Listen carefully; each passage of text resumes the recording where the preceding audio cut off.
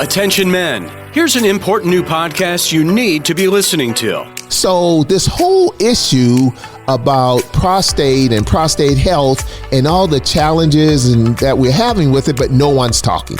So that's the reason why I started this podcast, so we can talk, so we can get understanding. I understand I'm not a doctor. I'm not a medical individual. I'm just an ordinary, normal guy who had some issues to say, hey, let's talk about this thing. P is for Prostate with Odell Cleveland. Download anytime where you get your podcasts. And join for the full podcast at www.patreon.com/Odell Cleveland.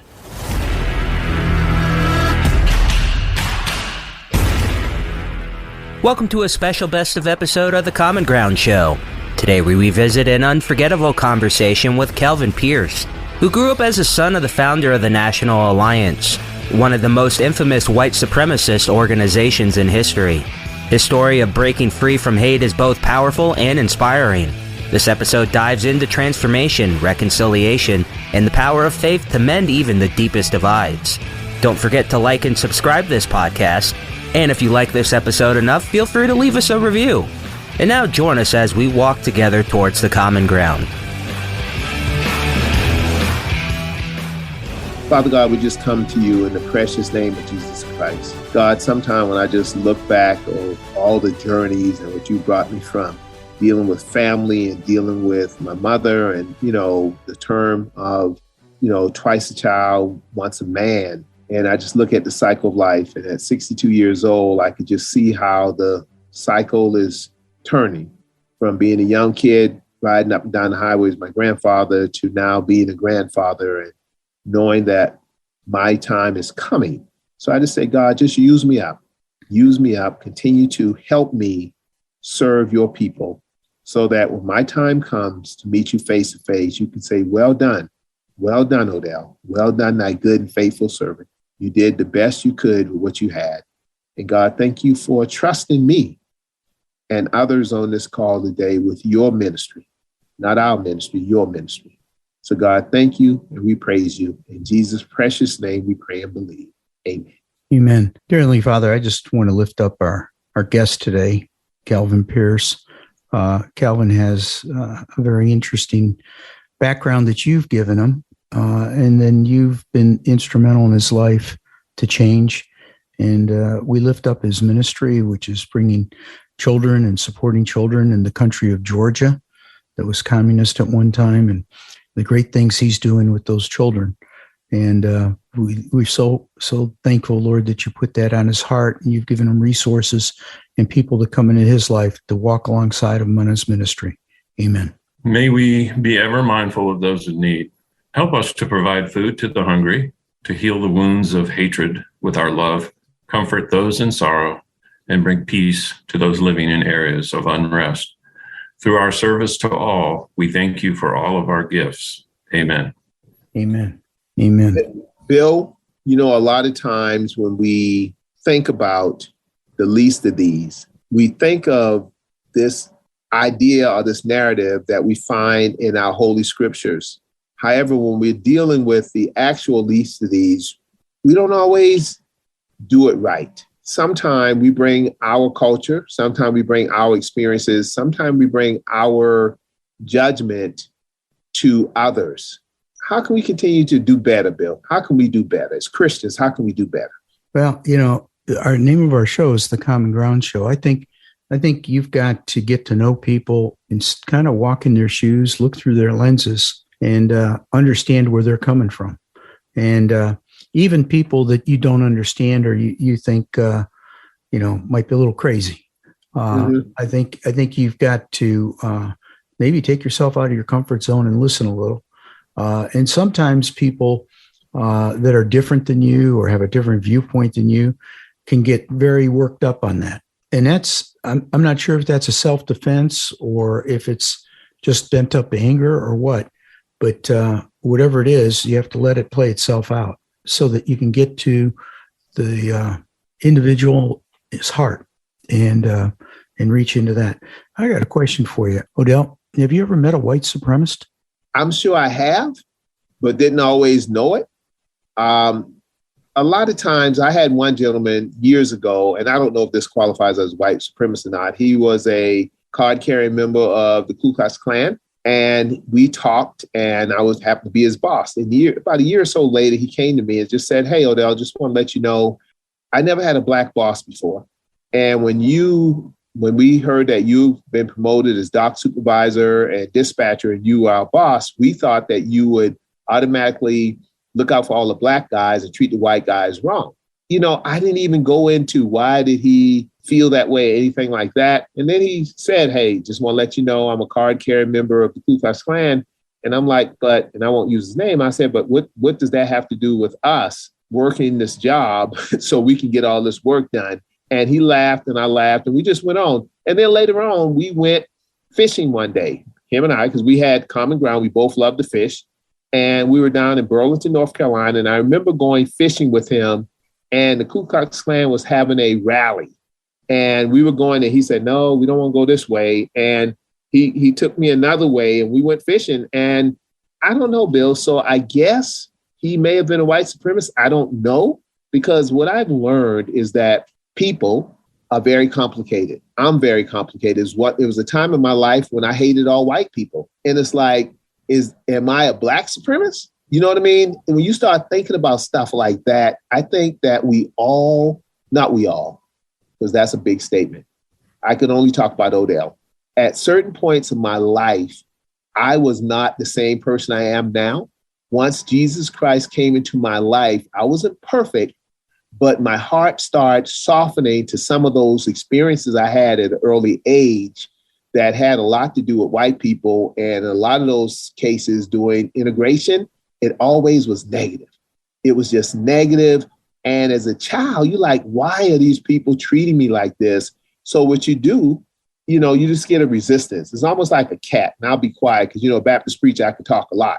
It's like a cat on the porch. If you kick that cat, then nobody don't even have to be around when you kick the cat. But the next time you come walking in the yard and everybody's on the porch and the cat's on the porch, when the cat sees you, the cat will get up and leave. And someone's going to ask the question. Usually grandma's going to say, "What did you do to that cat?" And I'm like, "What are you talking about?" And grandma has enough wisdom to know, "Oh, you did something to that cat." So a lot of times, Bill, I don't know if I've met a white supremacist, but I know I've met some people that didn't like black folk.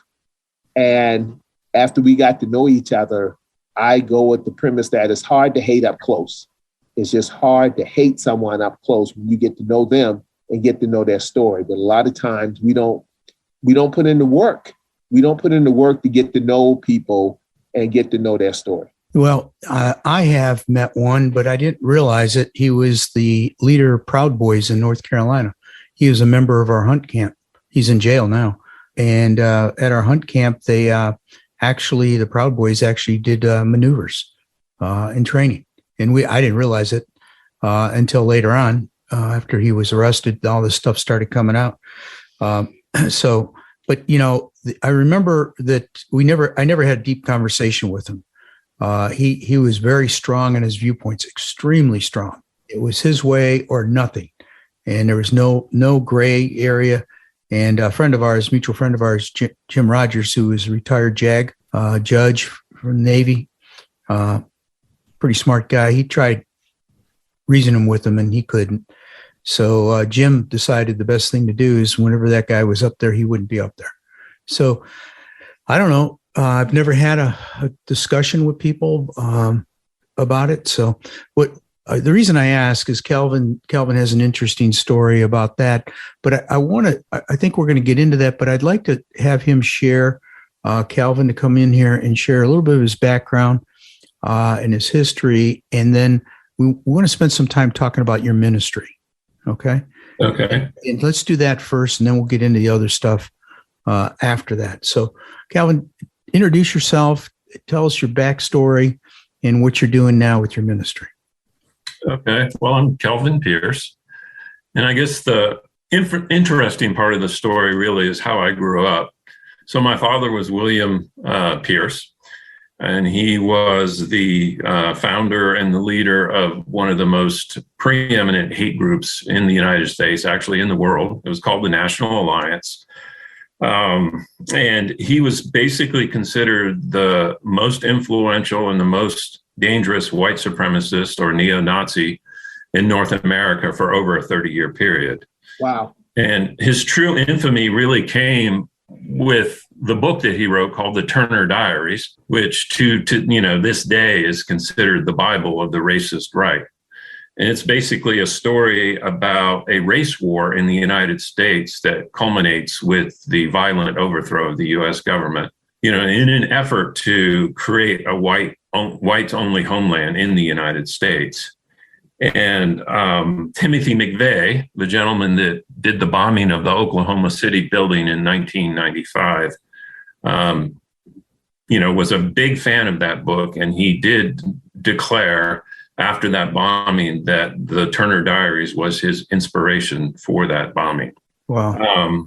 And so, I grew up with that man and basically was taught, a lot about white supremacy and what the beliefs were. And basically one of the first lessons that I really learned in life was that whites were superior and that non-whites were inferior and even subhuman.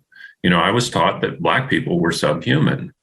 I remember when I was a youngster in school, elementary school, looking at a Black classmate and just, wondering like, what must it feel like to be subhuman like they must feel like? And I was fascinated. I was afraid. I was interested. But, I also learned over the years to develop a hatred for anything that was different than I was, because that's what I was taught. And it engenders fear. And so I lived with that. By the time I left home when I was 18 years old, I was a severely damaged person. I was also abused by my father from the time I was about 2 years old until I finally stopped it when I was about 16 years old. And it was, physical abuse, mental abuse, psychological abuse, and it was almost on a daily basis. And, by the time I left home, I was terribly shy. I felt utterly worthless. I basically couldn't look anybody else in the eye and hold their gaze for fear that they would see right through me and realize how worthless I was. And, I also held a deep-seated hatred for non-whites. I mostly kept that to myself, but it was a tape that was running through my head constantly. And it wasn't until I went to college at Virginia Tech and started meeting people from all over the world and starting to get to know them before I started challenging the beliefs that my father taught me. But it took me decades to begin the true healing process of basically erasing those tapes and writing new tapes in my head that were based more on love instead of fear and hatred. And one of the pivotal moments for me probably was, the adoption of my two daughters from the former Soviet Republic of Georgia. I mean, the moment I saw those two girls for the very first time when they were 2 months old, I became a different person. I changed, almost like at a cellular level. And I think that's when the healing really started. After some years of raising my daughters is when I came up with the idea of trying to give back in return for the two greatest gifts I felt like I've ever received in my life. And that was my two daughters from Georgia. So I founded a charitable foundation called the Divine Child Foundation, and started working with an orphanage in Georgia. And then over the years that grew into, a foundation that now supports several children's houses and a couple of counseling centers in Georgia. And I travel over there, several times a year and administer to that foundation. Wow. That's quite a journey. I'd say God had you on. You were talking about your daughters that you adopted, changed your fiber. And when you saw them, you just knew that was where I adopted a girl from Poland, from Białystok, and we went to the orphanage. It was a big orphanage, and there were a lot of infants. They took us in a big room with, 60 beds, the kid with their infants, 9 months or less. Jessa at the time was 6 months. They said, pick one, pick two, pick whoever you want. They're yours. And I wasn't quite ready for that. Yeah. It was like a little overwhelming. You just don't pick a human being. Yeah. So I quickly thought, I said, okay, how am I going to process this? How am I going to handle this? And I decided I'm going to hold all 60 babies. And I'm going to let God tell me which one. And when I held Jessa, I knew exactly she was the one. Wow. And that's the daughter we have today. Wow. I mean, for me, I did, for most of my young adult life, I did not want to have children. I was terrified at the idea of, and like my father was. And I was also terrified of the idea of propagating my genes because I, felt so worthless and, I was sick. And so the idea of having my own children and trying to be a healthy father was so foreign to me. I mean, it took me well into my 30s before I would even entertain the idea. But at that point, it was like, I'm not going to have my own. I'll adopt someone else. And that's really what started that process. And for me, I was still, I was terrified. And because my father treated me the way he did and my twin brother, yet I had some girl cousins that he would get down on the floor with and he would tickle them and play with them and laugh with them. He never once did that with me. So I thought maybe it was a gender thing. So I insisted that I was going to adopt girls and not boys. I didn't know, but I wasn't willing to take the chance. Wow. And is your brother still alive? How's he doing? Yes, he is. And he's doing well. Good. That's a great story. Your ministry, can you give us the website again and the name again? DivineChildFoundation.org. DivineChildFoundation.org. Folks, we'll put this on our website. So if you want to contribute to Calvin's ministry, you can click. I'm sure he's got a donate button on there. And and so how we found you. Do you want to know this backstory, how we found you? Sure. We're good friends with the rabbis in town. I was born and raised Catholic, and now I'm evangelical. And Rabbi Joshua Ben Gideon is at Cape Cod with his wife, Rebecca, who's also a rabbi. And she emailed me. She says, you've got to listen to this story. And I guess there was a rabbi that did a story about you or turned you on to a CBS reporter or something. And the rabbi wrote a story about that. And then there was a link to your documentary, your video. And you've written a book, correct? What's the name of the book? Yes, I've written a book about what it was like growing up with my father and what he was like and, how I went through the healing process. And it's called Sins of My Father, Growing Up with America's Most Dangerous White Supremacist. Yeah, I want to read that. I'm going to do that.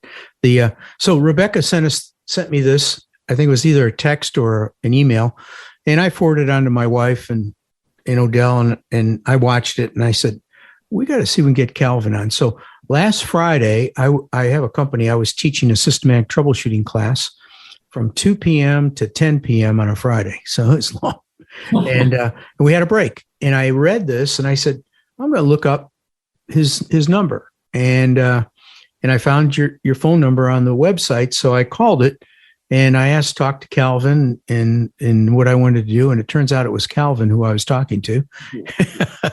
Yes. And he said, yes, I'd love to come on your podcast and talk, which I thought was very nice because he didn't know me from Adam. And so I appreciate you trusting us enough to let Odell and I kind of have an hour with you and talk about your life and your ministry. So that's the backstory. So Rebecca Ben Gideon, if you're listening, or Joshua, it's all because of you guys that we're doing this. And now you and I have been talking. I want to let the good-looking black man who's lost 51 pounds talk next. Good. Listen, I'm just sitting here mesmerized because, Kelvin, I've heard of the Turner Diary before, but never read it. I'm going to ask you a couple questions, not questioning you like you're on a witness stand, but questioning for a better understanding because I am fascinated with your story. So when you think about the Turner Diary, do you know where the title came from for your father? Well, my father, when he was running his hate organization, did a lot of writing.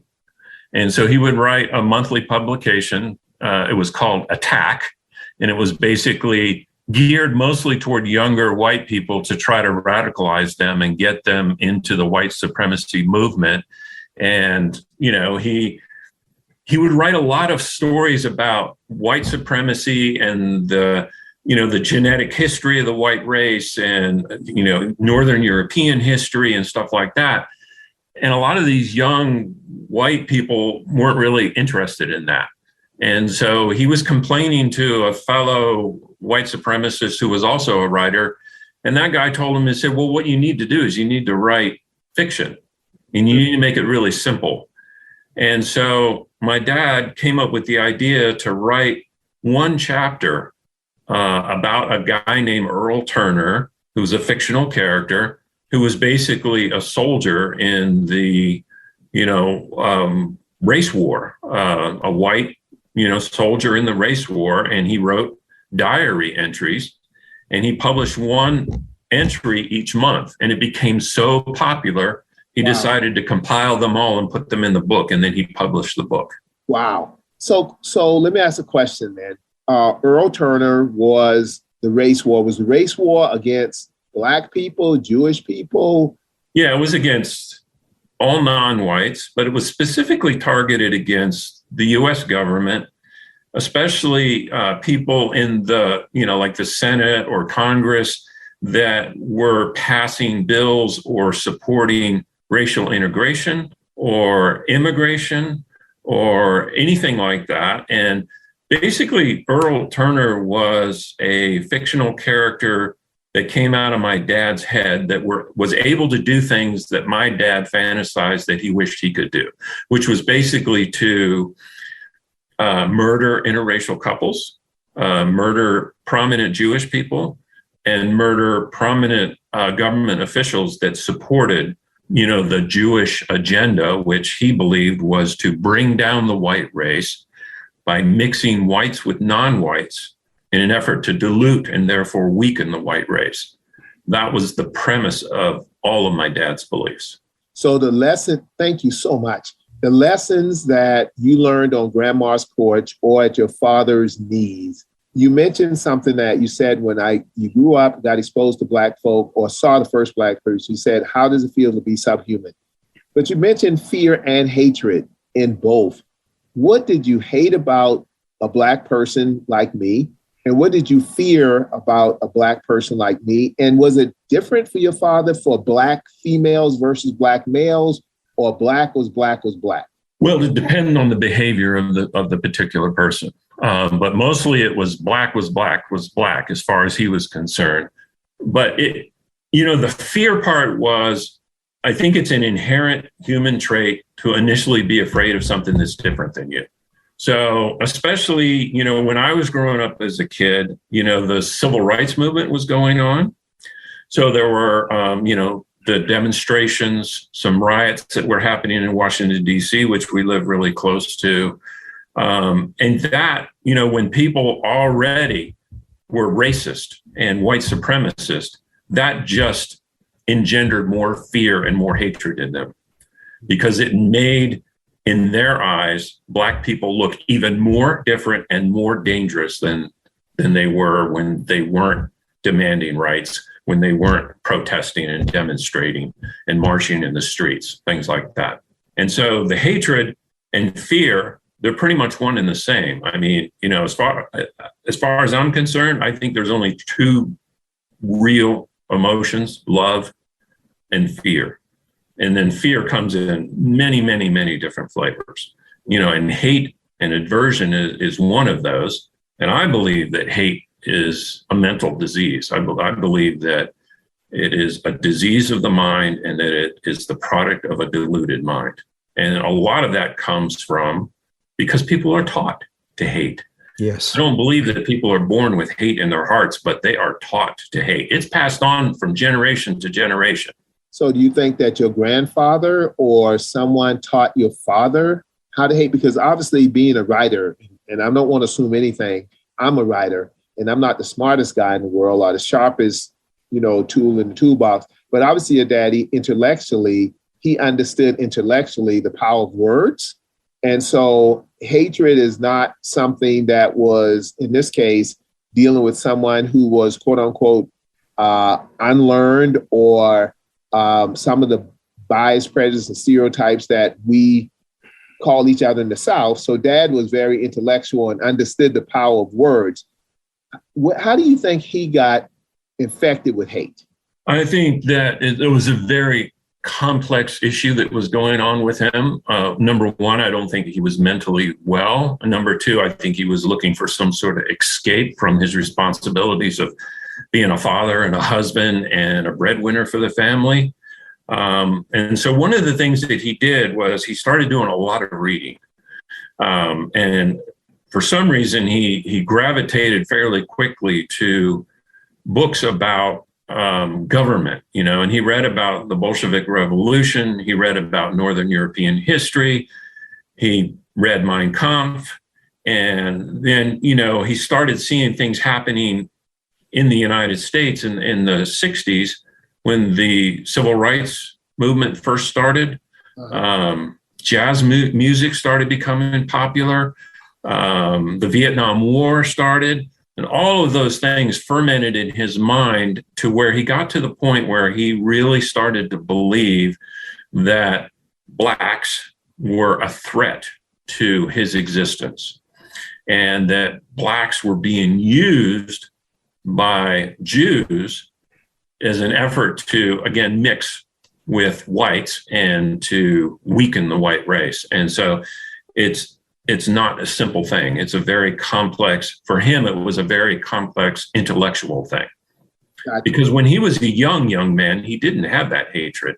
I mean, he certainly learned from his mother that, whites were superior, but that didn't engender hatred in him until he became an adult.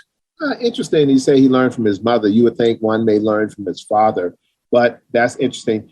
My family grew up originated from this small town in South Carolina called Abbeville, South Carolina. Abbeville prides itself on being the birthplace and the deathbed of the Confederacy. And we learned how to deal with white folks. White folks learned how to deal with Black people. And I'm sure in those days it was a subservient type situation with Blacks to the white race. But at the same time, though, relationships happen because, back to my basic premise, it's hard to hate up close. It's hard to hate when that Black mother is a wet nurse and she's having her Black breast nipple in the white baby's mouth, and the white baby is sucking milk from the Black breast. Would your dad disagree with that, or that was just part of the way it was at one time between the white Black race, as long as the Black race was subservient to the white race? Well, when he was a young man, he would have been just like that. You exist together, you have a belief that you're superior, but there's no issues in fulfilling the roles that you believe you fill. There was no adversarial relationships. The reason why I said it was his mother is because my grandfather was killed when my dad was 8 years old. So he really didn't get, and before that, he was an alcoholic. And that's what led to his death when my dad was 8 years old. So I don't think my dad really had much interaction of any quality with his father. But, once my dad became radicalized and established his belief system, he would have been absolutely disgusted and abhorred, the idea of a white baby, sucking from a Black breast. That would have been absolutely terrible in his mind. Wow. I've been asking you a lot of questions, and thank you so much for your kindness and answering the questions. What question do you have for me as a Black man growing up in the South? Any questions for me before we turn it back over to Bill? Your ministry, I'm an ordained minister myself. For me, it was a healing thing. So, did you feel like you got healing from that as well? I suspect you did. I did because I had hatred in my heart. I hated all white people as a young boy growing up because some of the things that you talked about, I received on the recipient. I was a recipient of those things. And as a child, you're like, why does this person hate me? Why is it systemic? And I hadn't do anything. And I'm hated just because I show up. So anything that attacks you, you usually try to protect yourself from it. During those years, we were going into integration, school integration, and that was rough. In Charleston, South Carolina, in the late 60s and early 70s, it was so hard. And I remember that, the N-word was one of those things that a lot of white kids would say. And the teachers were like, they're part of it, systemic in such a way, not all, but some.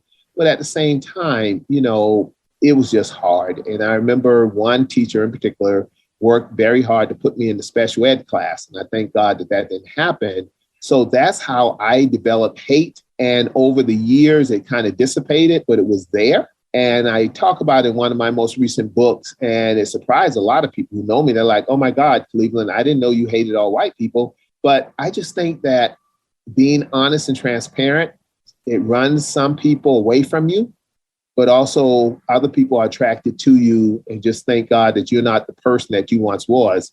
And that's kind of how I look at it. Bill's one of my best friends who happened to be white. But at the same time, when we have experiences, we go places together, and things that he takes for granted is not always that way with me. But at the same time, I don't think that every issue or incident is about race. I think a lot about it is about humans. Yeah. And I think a lot of it has to do with how you feel about yourself. I think that if you truly love yourself, I don't think it's possible to hate other people. But I think, when you feel bad, you feel worthless, you feel afraid, you feel disenfranchised, it's really easy to point the finger at somebody else and blame them for what's going on inside. And I think a lot of hatred comes from that issue alone. Any other questions for the good-looking black guy? No, that's it for now. Okay, you can. Thank you. There's more. You get a second run at him, Kelvin. Okay. Kelvin, it's some great wisdom you're giving us, and we appreciate that. I got a couple of questions. The name of the show is Common Ground Show. Do you think blacks or Jews can find common ground with a white supremacist? It depends on the white supremacist. It really does, because, white supremacists come in all different kinds, all different levels of intensity and belief. And so it would be entirely dependent on the white supremacists, just like Odell was talking about, or I guess it was you were talking about the guy at that hunting camp. The hunt camp, yep. Yeah, so it really just depends. And I think there are a lot of closet white supremacists who, closely hold those beliefs to themselves, but they don't practice it in public. And they do develop relationships with, people of the other race and tolerate that. And yeah, it's totally dependent on the person. Yeah, I think you're right, because, I've got some friends that I know that I keep inviting Odell to come and do some stuff with us. And Odell's willing, but they always have an excuse. It didn't occur to me. I just thought, they're busy or something's happening or something. And I realized, I said, I wonder if it's because of Odell's skin color that they're not willing to do things together with us. So I think you're right. I think you're right on that. Are there any telltale signs of a white supremacist? I think you mentioned earlier, some people keep it close to their chest so you can't tell. Well, in this day and age, a lot of that, white supremacist acting out, happens online. I think that, we have had latent racism in our country, actually in our society forever. And it's just never gone away. And, unfortunately, with the political climate that we're in right now and, the big, polarization that's happening in our country, I think a lot more people are feeling more enabled, or, they feel like acting out or speaking out their racist beliefs is more unassailable than it used to be. Certainly if you see some white guy with a swastika tattoo, with swords and stuff like that, Nazi memorabilia on their body, I think that's a pretty good telltale sign.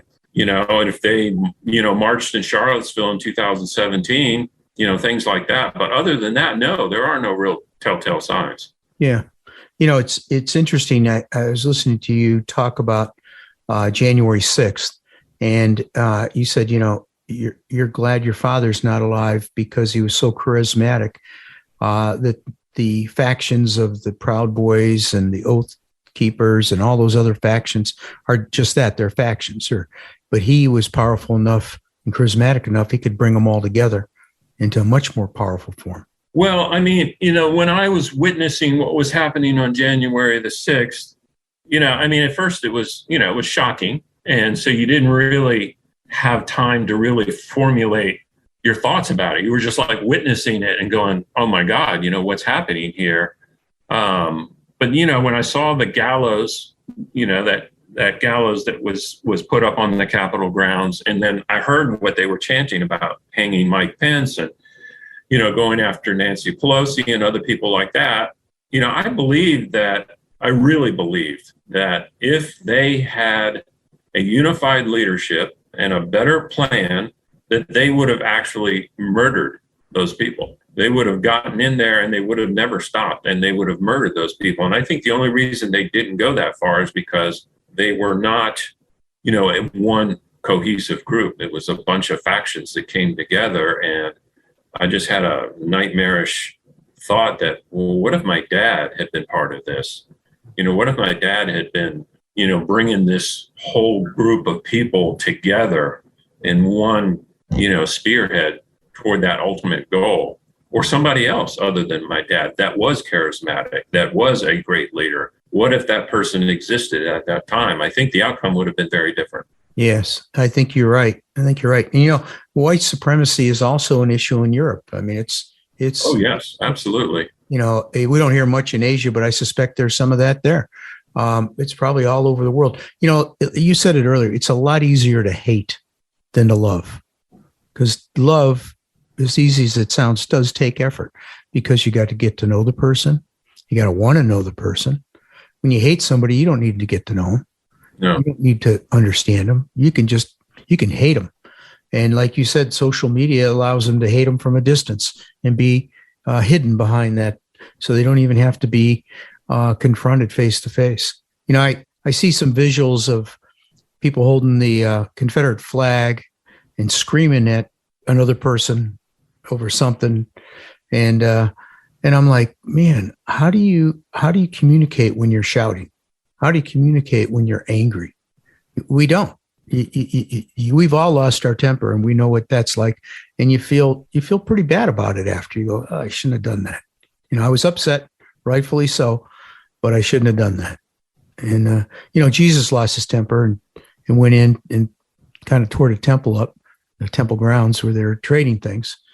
But there's not too many instances where you see that with him. He didn't hate the Pharisees. He just thought they were, what did he call them, Odell? He had a term in the Bible. He called them vipers.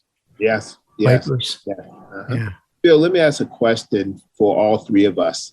When you think about what people say is the oncoming race war, it's like, what race war, and why is there a war? And if people are preparing for the race war, then as a Black person, I'm looking around, meaning they must be preparing for me. And I don't know anything about a war. And when you look at Steve Bannon and some of the reports that's coming out, Bannon is, I don't know if he's a charismatic leader. However, because I don't listen to him online or anything. However, I think he's a strategic person. Is it the fact that a Black person and a Democrat, or race doesn't go into political, like all Democrats, is like Black people, Jewish people? So Kevin, how deep does this thing really go? Because I remember Karl Rove. Karl Rove was just, he was brilliant. I didn't agree with everything he did, but he was brilliant. Bannon is a different type of person. And obviously he's very intelligent, but it's different. Can you help explain to me, the audience, as a Black person, what's going on that maybe I need to be aware of? Well, first of all, I certainly don't think that Steve Bannon is that charismatic leader. Oh, wow. I don't see him as having much substance. I agree with you, Kelvin. I agree. Yeah, I just don't. I mean, I have watched him speak, and I was surprised at how simplistic and no substance there. So yeah, he's just an instigator and an actor and a huge ego, I think. But for me, it's more than a race war. It's a culture war. It's a war of, deep-seated conservative values versus values of change.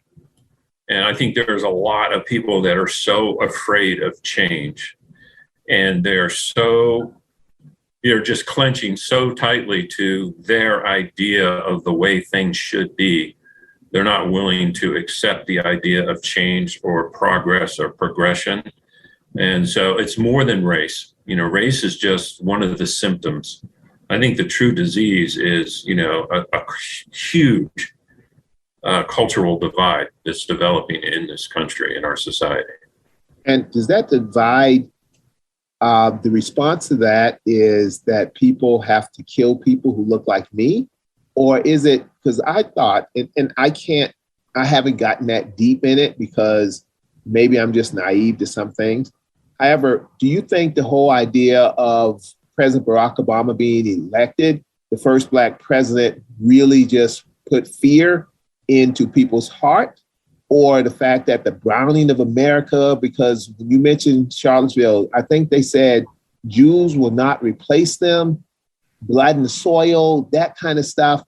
And I know that's code word for a lot of different things. So just want to, Bill, Odell, and want to deal with all three. President Barack Obama being elected, a Black man being the president of the United States, that's one thing. The whole browning of America, replacing the white race, that's another thought. And the last one, Jews will not replace us, and blood and soil. Can y'all help explain that to me? I think I know, but I don't want to assume anything. Well, I'll take the Obama one. I think in the case of Obama, it might have been the black issue, but I don't think it was as much as it would have been years ago. But I think what his issues became with the Trump type of people, I guess I'd call them, is that he never stood up to, at least in their viewpoint, stood up to Iran,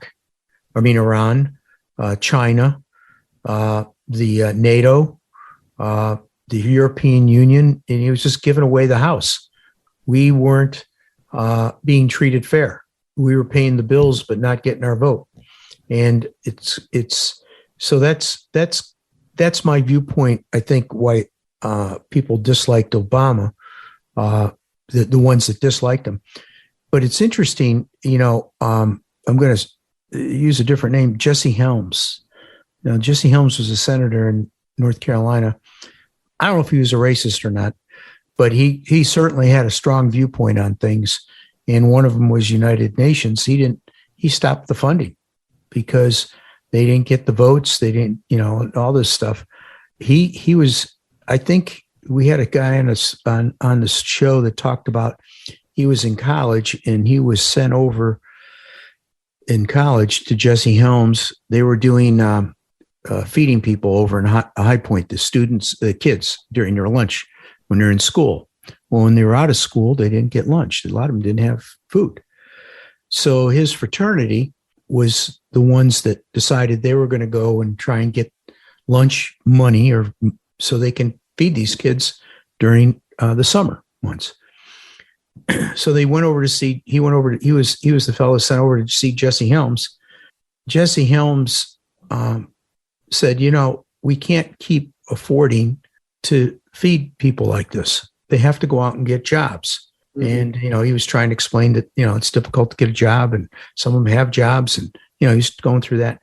And he said, at least Senator, could you make it a gradual change so that we don't eliminate all the food at once? And his response was, you ever have a coon dog? He says, if you got a coon dog, you're going to cut its tail off. You don't do it in pieces. You cut it all at once.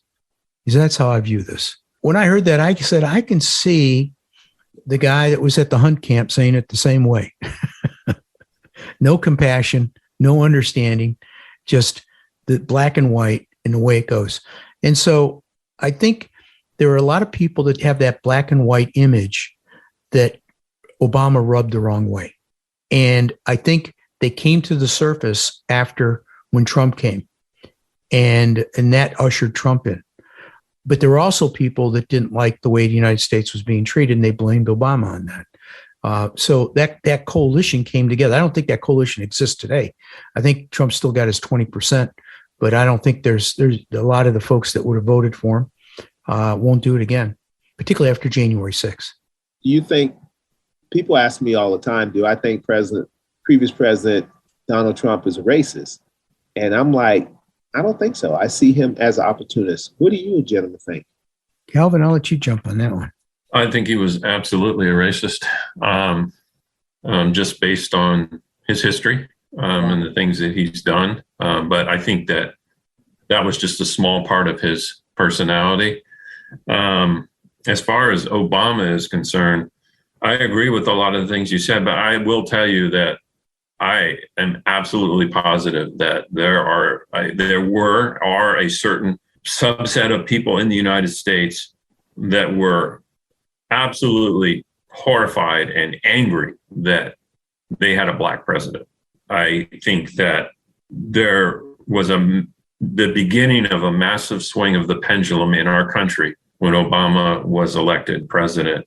I think Obama was an incredibly intelligent man, really well-spoken, a really gifted speaker, a really good man, probably one of the best quality human beings that we've had in the office of president for as long as I can remember. I think that his failing really is that he wasn't a great leader. And that's what we lack in the office of president and in our Congress is we don't have great leaders. We don't have people that have the ability to bring this country together and truly make it great again. And I think that's the problem. I think our political system is broken. I think it's corrupt, based on all the lobbying that goes on and things like that. And I think that, until that gets addressed, I'm not sure, that this country is going to get better or do well. I think we just need a really great leader in the office of president to bring this country together. I agree with that, Kelvin. I do. Because if you get a really great leader there, people will vote in the party that will support them and they'll get things done. Here in North Carolina, our Republicans have the majority of the House and the Senate. I mean, super majority. They can override the vetoes. And we were just voted the number one state in the union for business. Business, yeah. Mm-hmm. And that didn't happen overnight. That took years of building, because when the Republican, and I'm not picking Republicans over Democrats, just those people that did that and inherited a ton, billions of dollars in debt when they started. And now we've got billions of dollars of surplus. And yeah, now granted, are we paying our teachers enough? No. Are we paying, are we doing certain things enough? No. We've got a lot more things to do, but you got to take small bites of the elephant. You can't eat the whole thing at once. And, you can argue over, should we pay teachers more or should we have Medicare? That's a democratic debate that you have as an intellectual challenge, emotional challenge, but something that is, arguable. People get worked up on it. But, and then when you're done, you do your vote and everybody get in line and support it. So, I think, I've seen systems work. I worked in the House of Representatives for probably 2-3 years as a congressional aide, and I actually lived with the congressman. And that was when Democrats and Republicans actually hung out together. The kids played soccer together. They would go out to dinner together with the wives. Yeah, they would argue during the sessions, but then they'd stop over at Charlie Vanek, that was the congressman, and sit down and have a bourbon with him in his office, or go out to dinner with him. We got to get back to that. We got to get back to it. And we can. This is a great country. This is the greatest country in the world. And we can get back to it. What we've got now are some things that have developed that are, I kind of call them, how you pick up a bad habit? Well, we got a bad habit.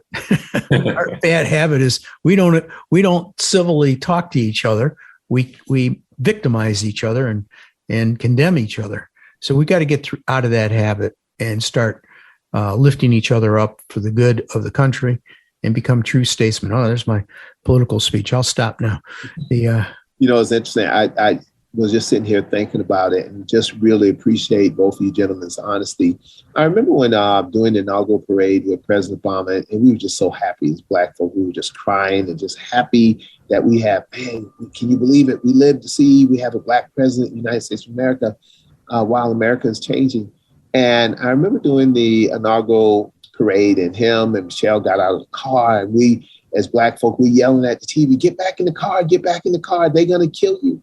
And it's like, who's the they? Who's the they? And is that just, to Kevin's point, how we feel about ourselves, that they're going to assassinate the first Black president in the United States of America? And now you think, and I really want to know, but don't really want to know, how many death threats that he really received. And I agree with you that he was a fantastic human being, a good person. I don't know. So I don't know if you all felt the same way as the majority of Black people I know felt, that when they got outside the car, it's like, please get back in the car. Please get back in the car. They're going to kill you. It's like, who the they, Odell? Or is that just in my mind? Well, I felt that way when I saw it. Kelvin, when I was looking at your video that you had done, documentary, and I was looking at some of the comments, there's still a lot of people that don't like you and comment negative. Man, I was like, holy cow. Yeah, there's a lot of hatred out there. There's no doubt about it. But, it takes a lot of courage, to be vulnerable and to put love out there instead of fear. And, for me, if I could just help one other person that used to feel the way I used to feel, which was horrible, if I could just help one other person that might just want some help getting out of that hole, then I think it's all worthwhile. Yeah, I agree. Do you get death threats? Do you get them? I do not. No. Good. No. That's good. And, what did you believe when you were younger, growing up, before you changed? Well, it all started with that I felt like I was worthless, and I felt like I was bad. I felt like I was wrong. And then, I was susceptible to my father's belief system. But, I believed what my dad taught me. And he basically taught me that Jews and non-whites were responsible for all the ills of our society. And I also, would recognize the charge that I would get in my body when I hated something else. It was like an addiction. And it's a momentary elevation of putting yourself above somebody else. So you get a momentary sense of feeling better, because if you feel like crap, you feel worthless, and you can find somebody that's beneath you, then you can lift yourself up for a moment. But again, it's just like an addiction, it's a momentary fix. And in the long run, it's actually worse for you. It's like being addicted to drugs or alcohol or something like that. Hate, I believe it's the same way. And it just made me a miserable person on the inside and miserable to the people that were around me. It didn't get to the point that I was willing to even recognize it or do anything about it until I finally just got so sick and tired of feeling sick and tired and said, I have to do something about this. Wow. That's quite a testimony there. I had finally got sick and tired of being sick and tired. I think, that says a lot. And you're right. It is an addiction because you get that rush. Yes, absolutely. And, the other way to get, when you're feeling not good about yourself, is drugs and alcohol, because it numbs it. Yes. Yeah. So you get used to, I don't have to feel it because I'm drunk or high. And so you're numb on it. And all three of those destroy your body. Absolutely. It destroy it, Well, we're getting near the end here, and we always ask our guests, how do you find common ground with people that aren't like you or the same as you? So that's going to be a question we're going to ask and see if Odell has anything before we let you answer that question. Yeah, I just need to know, how do the listening audience get a copy of your book? Is it on Amazon? And I think you said the title was Sins of My Fathers, Growing Up with the Most Dangerous White Supremacy in the World. It's Sins of My Father, Growing Up with America's Most Dangerous White Supremacist. And yes, it is on Amazon. And, you can buy, a print copy or an electronic copy. Mm-hmm. Was Dad proud of his status of being the most dangerous white supremacist in the world? Was he in America? Was he proud of that? Oh, absolutely. Yes, absolutely. And he worked very hard at it. He basically sacrificed his family. I asked him one time, as a matter of fact, after I left home and I had been in college several years, and I went back. I never stopped trying to develop a normal father-son relationship with him, but I was never able to. But I did ask him one time, I was like, Dad, why did you do what you did? And in my mind, I was asking him, how could you turn away from your family at such a young age and turn toward hate and stay there for the rest of your life? And I saw him, intellectually ponder my question. And he turned and looked at me, and very thoughtfully, he said, Kelvin, I did the only responsible thing I could do. And that was it. That was his only answer. I waited for more, but that was the only thing he would tell me. But sometimes, not always, I found, because I get invited from time to time to preach at all white churches, it's always a very different experience. Do you think sometimes the white supremacy or the politics become our religion? And is it subtle in God's house, or sometimes it's like, Odell, you don't understand. You have no idea, because burning a cross is one thing, but inside the church, is our hatred part of our religion in some cases?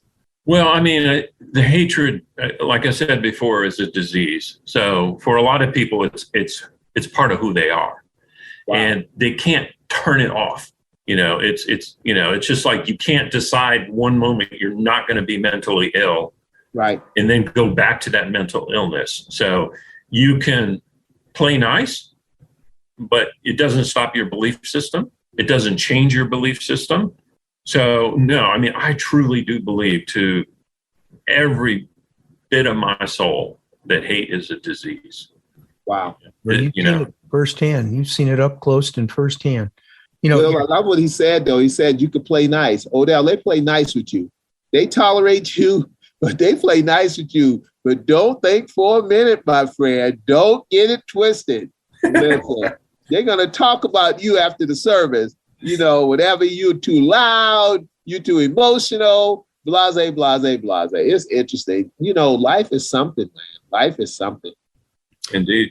Kelvin, the sins of my father, do you have a section in there of the book you can share with us that kind of stands out in your mind?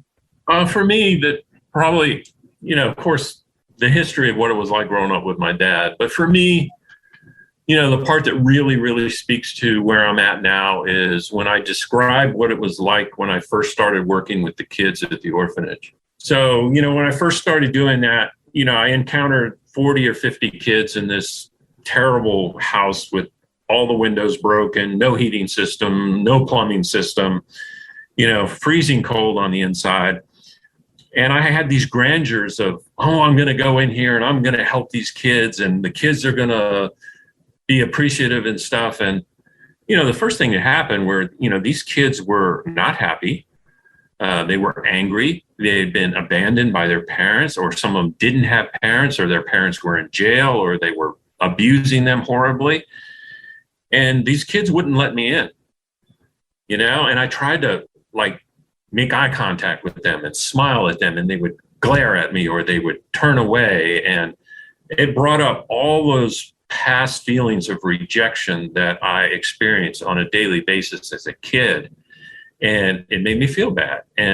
But it was like a real moment for me, because I was like, oh, wait, Kelvin, this isn't about you. This is about them. This is about how they feel. And so I made it a goal at that point to just keep doing it. Just keep helping them, keep looking at them, keep loving them. And I just wanted those kids to know that there was one person in the world that loved them. And I tell you what, kid by kid, those barriers came down. Some kids took longer than others, but every single one of those kids, after working with them for a period of time, those barriers all came down, and they would look at me and they would smile. And, you know, we developed love between each other. And that is, I think that's the most powerful thing in the world. I agree. You made the kids resilient on your love for them. They had by being resilient, they felt secure. Yeah. And their love helped continue my healing process. Yeah. It goes two ways. Absolutely. Yes, it goes two ways. Absolutely. Yes. Yeah, absolutely. Wow. That's a powerful story. I'm glad you shared that with us. Thank you. Let's give one last time your ministry and a website, and then we'll ask you about the Common Ground. It's called the Divine Child Foundation, and the website is divinechildfoundation.org.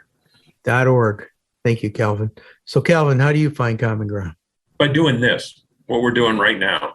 I mean, I am still not a very sociable person. I'm still pretty shy. And so for me to work on telling my story, trying to help people, trying to give some hope, and to make myself vulnerable, you know, I feel like that's finding common ground. I mean, the first time I told this story was several years ago, and I was scared to death. I was scared of public speaking, and I was going to tell my story about how I felt about Black people as a kid. And most of the time in this audience, which was a Rotary Club, because I'm a member of the Rotary Club, most of the members there were white. But my story was advertised, and I saw some Black people walk into the audience that were not members. And I was like, oh no, maybe I can't say the things that I wanted to say because I might offend these Black people. But then I was like, no, wait, I need to tell my story. And I told my story, and I had some of these Black people coming up to me and telling me that was one of the most powerful stories I've ever heard. Thank you for saying what you said. And you actually helped me.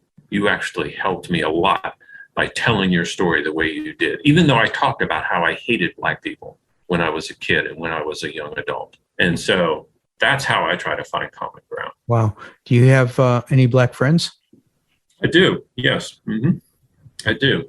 I don't have many friends because I'm not a very sociable person, but, you know, I'm also a business owner. So I've had Black employees and subcontractors and stuff like that. So yes. Very good. Very good. Well, Kelvin, it's been a delight to have you on the show. We're so proud of what you've done and your book you've written and your ministry.